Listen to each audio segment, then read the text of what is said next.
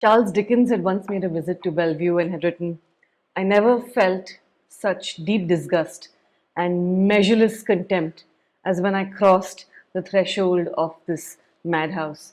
And of course, Sylvia Plath, her Bell Jar, the book, was believed to have been her semi autobiographical account based on, most likely, her experiences at the psychiatric wing of Bellevue Hospital. My love for New York and my interest in medical and psychiatric history led me to this riveting book by a Pulitzer Prize winning author and professor at New York University, David Oshinsky.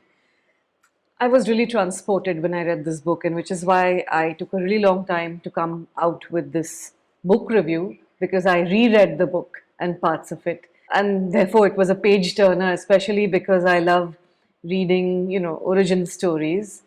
I find it important to know how everything is connected, be it money, political climates, wars, philanthropy of a select few. I mean, but above all, human nature. So it was obvious from the get go that this book had been deeply researched. It has an exhaustive list of archival sources.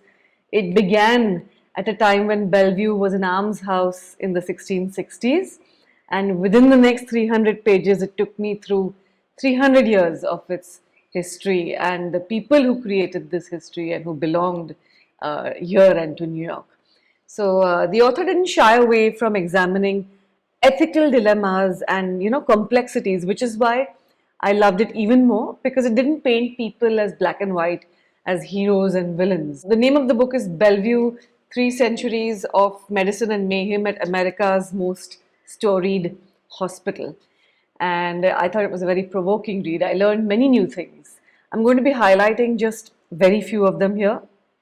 Normally, when I pick up and read a book, as you know, I lose myself and I get transported into that time. I feel like I get to personally know some of the people that they talk about, and I have conversations in my head with these people. So, this also delayed the finishing of my book, because then I went and read about the people that were written about in this book. I also feel it's safer when I have multiple sources that say the same thing. So, if there are discrepancies, I kind of get to know that, this author said this, but there are other versions of it.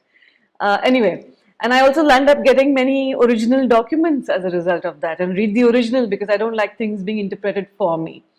So, with this book, I spent a day with Valentine Mott, a surgeon born in the 1780s, who was considered one of the founders of modern surgery in the US and was very famous for his surgical skills. Something that he said, quoted in this book, resonated so well with me. Never perform an operation that you, the surgeon, would refuse to undergo yourself, and never attempt a procedure on the living without first practicing it on the dead. So the book makes sure to paint him also as an imperfect person, just like the rest of us. And again, this is why I like Oshinsky's writing. That very day when I read about him, I also witnessed a delightful scene based on the famous painting called The First Operation Under Ether. So I was sitting and staring at it for so long. I noticed so many problems with it, but it ranks amongst the most famous scenes in American medical history. The book also introduced me to other medical pioneers with human flaws and groundbreaking moments in medical history. It pays homage to forgotten heroes like Edith Lincoln and Linda Lobenstein, who are pioneers in tuberculosis research and HIV/AIDS, respectively. So, this Linda particularly captured a bit of my imagination, again, not only for her stamina, but also for her sense of humor.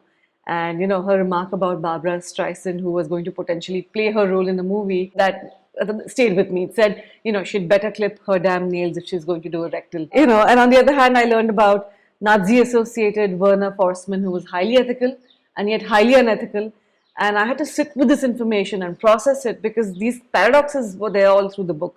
I learned about investigative journalism's early triumphs, and I got introduced to Nellie Bly. Under her daring pseudonym, she went undercover to this asylum, faking insanity so convincingly that she had psychiatrists fooled, and her serialized account, 10 Days in a Madhouse, that's what this is, scandalized the nations, and it prompted us to ponder whether institutionalized mental health care had evolved, and we still think about this question today. Has it evolved at all? I also got to understand the damage that war can do to life, of course, I've known this, but how this in turn also leads to many medical innovations because, after all, necessity is the mother of invention. The author quotes how the Civil War was in the US was a rich man's war, but a poor man's fight. It spotlights the social inequalities persistent in our histories, and all wars unequal. So, unequal, I'm sorry, in an era, which is increasingly defined by very bite-sized musings and quick video reels, which I know all of you enjoy, and so do I. But I think this book stands as a testament to the irreplaceable value of long-form storytelling, which I personally love. So it challenged me, it captivated me, it left me slightly wiser, just like the complex history of Bellevue and complex history of psychiatry itself.